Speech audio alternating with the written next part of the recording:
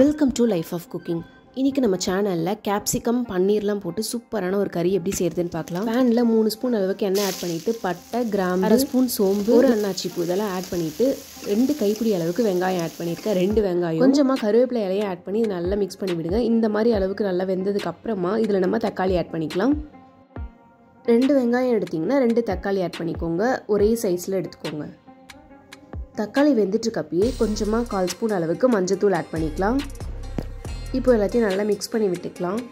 இந்த கிரேவியை உங்கள்கிட்ட என்ன வெஜிடபிள்ஸ் இருக்கோ அதை வச்சு நீங்கள் ட்ரை பண்ணலாம். நான் இன்றைக்கி உருளைக்கிழங்கு, கேப்சிகம், பன்னீர் போட்டு செஞ்சுருக்கேன். ஃபஸ்ட்டு உருளைக்கிழங்கையும் குடமிளகாவையும் போட்டு நல்லா மிக்ஸ் பண்ணி விட்டுட்டு அப்புறமா நம்ம பன்னீர் ஆட் பண்ணிக்கலாம்.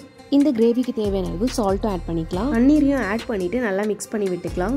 நம்ம போட்டிருக்க குடமிளகா, கேப்சிகம், உருளைக்கிழங்கு எல்லாமே நல்லா வதங்கினதுக்கு அப்புறமா இதில் நம்ம மிளகாத்தூள் ஆட் பண்ணிக்கலாம். உங்கள் காரத்துக்கு ஏற்ற மாதிரி மிளகாத்தூள் அட்ஜஸ்ட் பண்ணி ஆட் பண்ணிக்கோங்க. நான் 2.5 ஸ்பூன் அளவுக்கு ஆட் பண்ணியிருக்கேன்.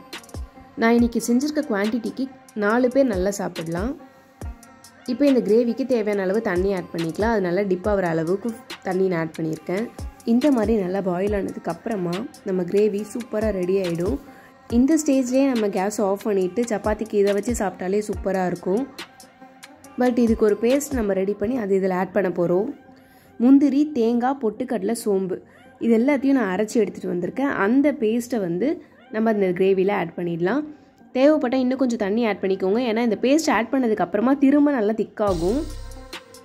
இப்போ நம்ம தேங்காயில் ஆட் பண்ணியிருக்கோம்ல, அதோட பச்சை வாசனை போகிற வரைக்கும் இது நல்லா கொதிக்க விட்டுடலாம். ஒரு 2 to 5 மினிட்ஸ் தான் ஆகும். இது நல்லா ரெடி ஆகிடும் நம்மளுக்கு. ரொம்பவே டேஸ்டியாக இருக்கும் இந்த கிரேவி. கண்டிப்பாக நீங்கள் வீட்டில் ட்ரை பண்ணி பாருங்கள். பன்னீர் நம்ம வீட்லேயே சூப்பராக ரெடி பண்ணலாம். அது எப்படி செய்கிறதுன்றோட லிங்க்கையும் நான் கமெண்ட்டில் பின் பண்ணுறேன். வேணும்னா செக் அவுட் பண்ணி பாருங்கள்.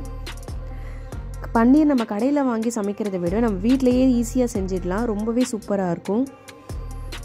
இந்த கிரேவி சப்பாத்தி, பூரி எல்லாத்துக்குமே சூப்பராக இருக்கும். இட்லி, தோசைக்கு கூட நல்லாயிருக்கும். கண்டிப்பாக ட்ரை பண்ணி பாருங்கள். இந்த ரெசிபியை கண்டிப்பாக வீட்டில் ட்ரை பண்ணி பாருங்கள். நீங்கள் நம்ம சேனலை இப்போ தான் ஃபர்ஸ்ட் டைம் பார்க்குறீங்கன்னா மறக்காமல் நம்ம சேனலை சப்ஸ்கிரைப் பண்ணிக்கோங்க. தேங்க்ஸ் ஃபார் வாட்சிங் திஸ் வீடியோ.